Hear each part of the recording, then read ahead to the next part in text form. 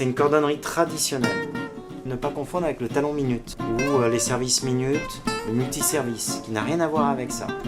Le concept de cette cordonnerie, c'est un bottier qui s'est associé avec un cordonnier. Bienvenue chez les Deux Lutins. Le nom Les Deux Lutins vient en fait d'une histoire assez amusante.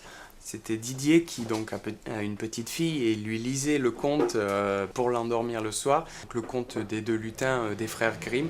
Et nous avons décidé de reprendre ce nom parce qu'il donne une notion du service qui nous correspond. C'est-à-dire que nous réparons et fabriquons des souliers entièrement à la main dans la façon la plus traditionnelle possible.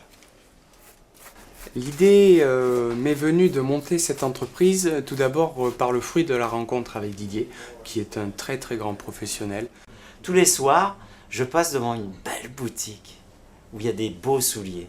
Et j'étais en admiration devant ces souliers. J'ai mon ami qui apparaît dans la vitrine et qui me fait coucou, c'était Pierre Cortet, les chaussures Pierre Cortet. Je n'osais pas rentrer dans ce temple parce que c'était vraiment le temple du soulier. Puis au fond, il y a monsieur Berluti qui fait « Pierre, qui c'est ce monsieur ? Vous pouvez me présenter ? Il est tous les matins devant la boutique, il est tous les soirs devant la boutique. » Je lui dis « Monsieur, je suis en admiration devant vos souliers, c'est vraiment trop beau. » Il me dit « Alors, il faut venir travailler chez moi. » Donc je me suis retrouvé un beau jour à travailler pour la maison Berluti. Je me suis retrouvé au pied de grandes stars, au pied de grands patrons, des gens du monde entier, des hommes politiques. On était 3 chez Berluti à l'époque, 3, 4, pas plus. Aujourd'hui, ils sont des centaines, je crois. 15 ans de Berluti, 15 ans de rêve. Nous avons aussi développé un atelier d'entretien qui a pour but de préserver et d'augmenter la durée de vie du soulier.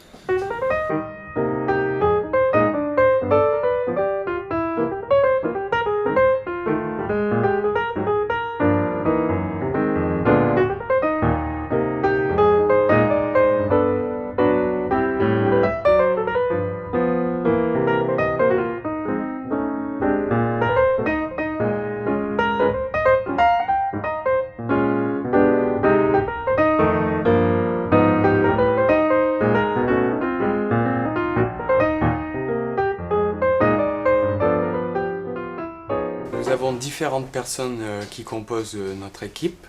Diane, qui est notre apprentie, qui s'occupe principalement de la réparation qui s'oriente vers les coutures, que ce soit à la main ou à la machine, et des matériaux très souples, à savoir les peaux. Johan est à la fois en restauration de souliers et à la fois en construction de souliers. C'est-à-dire qu'on est en train de préparer une collection pour la suite du projet. Une collection qui sera composée de souliers faits à la main et proposés soit à la mesure, soit à la taille du client.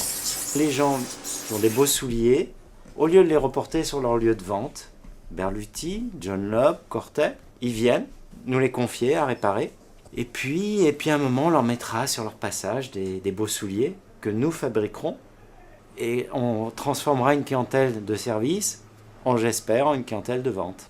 Quand on est reçu compagnon, on pense que c'est la fin et en fait c'est le début de tout, quoi. C'est là où il faut s'occuper des jeunes, c'est là qu'il faut redonner ce qu'on a reçu. Si on a envie d'apprendre un métier manuel, c'est une très belle expérience, surtout que les jeunes à l'heure actuelle, ils ne s'arrêtent plus au Tour de France comme on le faisait. Aujourd'hui, ils font le tour du monde, ils traversent tous les continents et je trouve ça magnifique. C'est des jeunes qui nous reviennent, ils savent parler plusieurs langues, ils sont aguerris à la débrouillardise.